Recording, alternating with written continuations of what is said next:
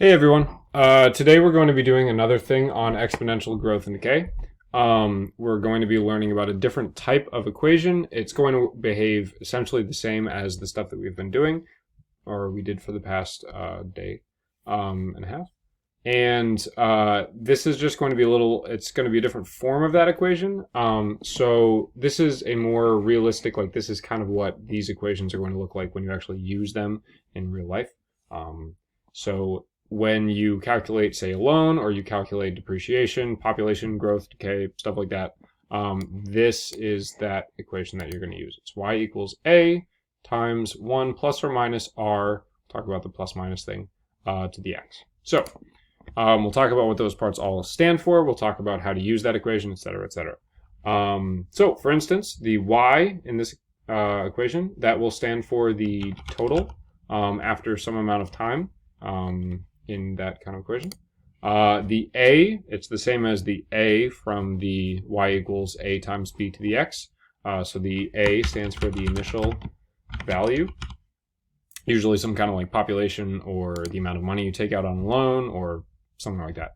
The r in this case, so you may notice in here we don't have a b value anymore. We have a 1 plus or minus r. We can explain what those parts are, but the R will stand for, instead of a growth or decay, or decay, there's a reason for that. Instead of a factor, it is going to be a rate. So it's a growth or decay rate. And in this case, things are going to be growth when you're adding. You're going to add the rate. And when it's decay, it's subtraction. So growth means that something is going up. Decay means that something is going down. And also, in this case, x stands for the exponent.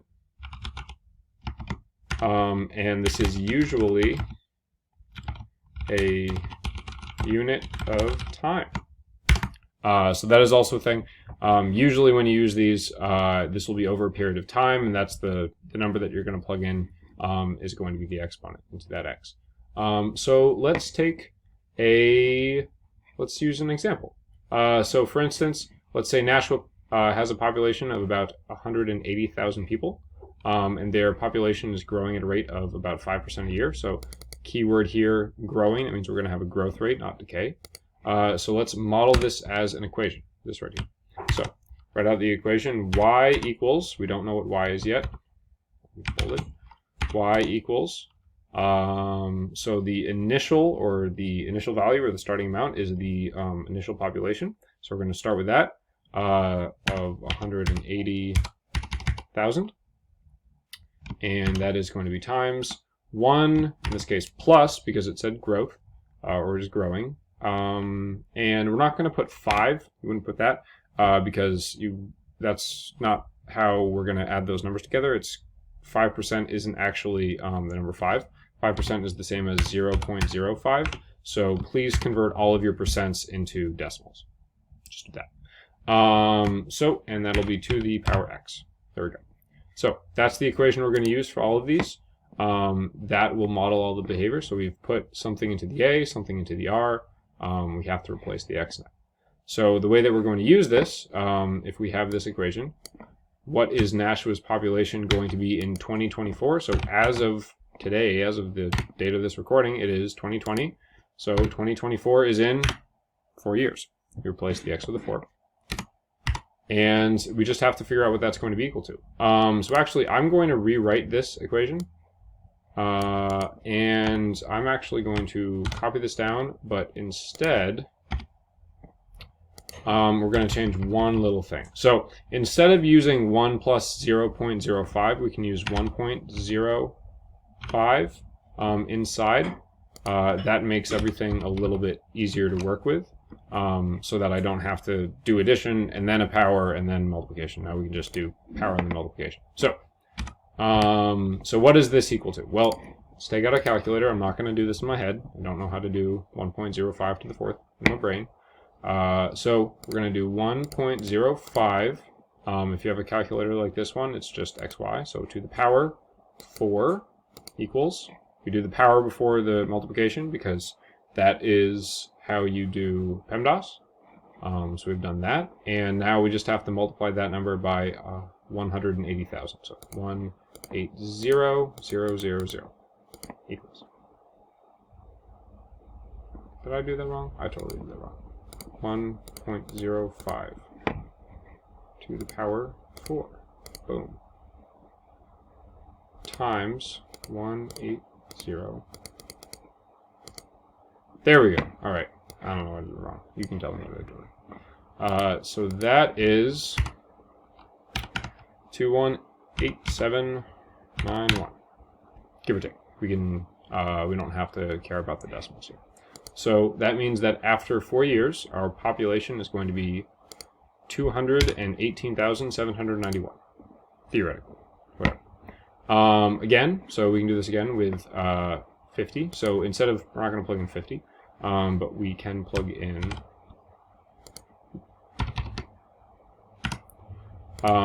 So in 2050, that will be after 30 years. So we can do this same process again, but we have 1.05 to the power 30, because 30 years. And then we multiply that times 180,000. So lots and lots of decimals there, but we're going to ignore the decimals. So we'll just do 777,949 equals that number. So same thing. It's going to increase to that large number, theoretically after 30 years. Not sure if that's actually going to happen. We can also graph this out. So if you were to do this, this is the same as y equals 180,000 times 1.05 to the power x.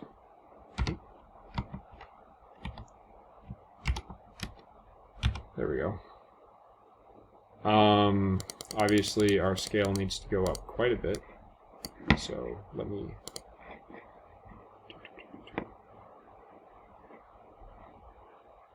x-axis, we can go from -5 to, let's say, 20. And the y-axis, we can go from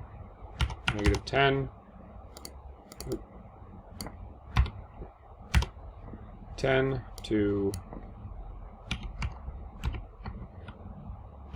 25.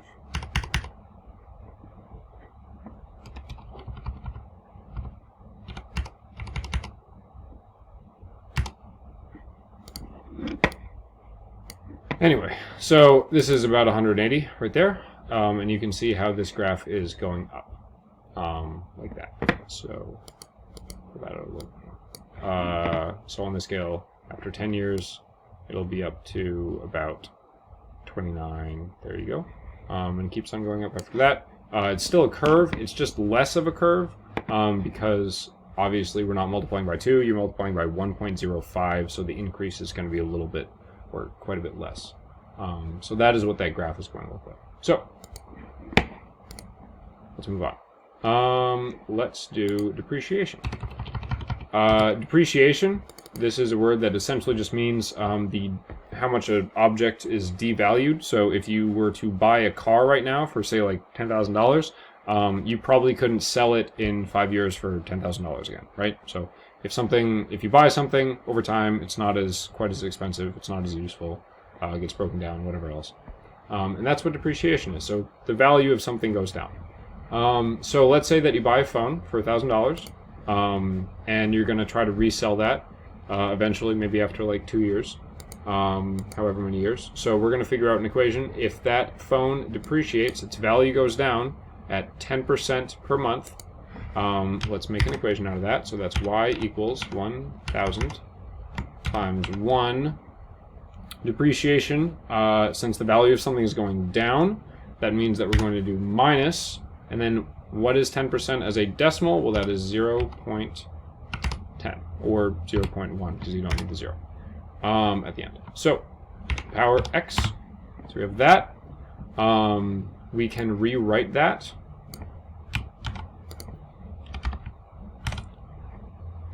because 1 minus 0.1, that is the same as 0.9. So we'll just use that instead because we don't need to keep on subtracting every time we have to do the workout. So for instance, if I was to do this after 6 months, again, just place the X with a 6, boom. And so that is going to be 0.9 to the power 6, and then times 1,000. So 531.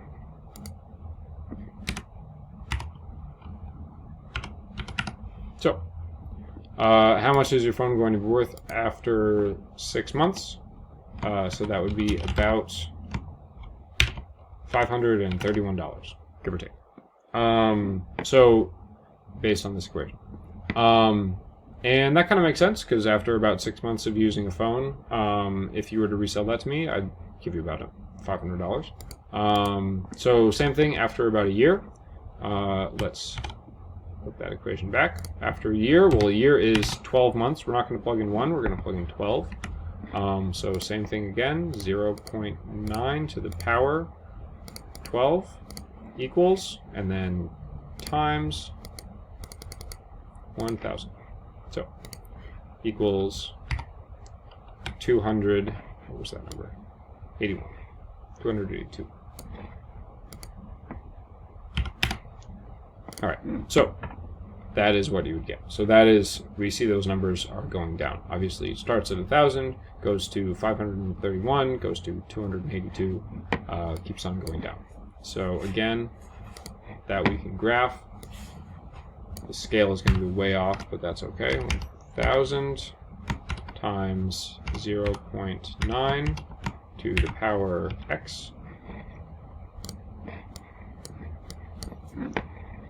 And x-axis can go from -5 to 20. Y-axis from -10 to 100. All right, there we go. So we can see how this graph starts at 1,000 because that's the starting value. That's where that's the value of your phone at the beginning, and then it's going to go down over time. So after, again, we say we can go back to 6 months. 6 months is about 531. It keeps on going down after that. So the phone is steadily going down, and it's not going to go down at the same rate. So that is how those kind of equations work. We're going to be working with just figuring out what the rates are, what the graphs are going to look like, etc., and how to set them up. So if you have any questions, please contact me through either email. There's a number that you can text that is on the Google Classroom. And thirdly, if you want to see me during office hours, I'm on 2 hours every day. So I'd love to talk to you then. All right. Have a great day, guys. Good luck on the homework.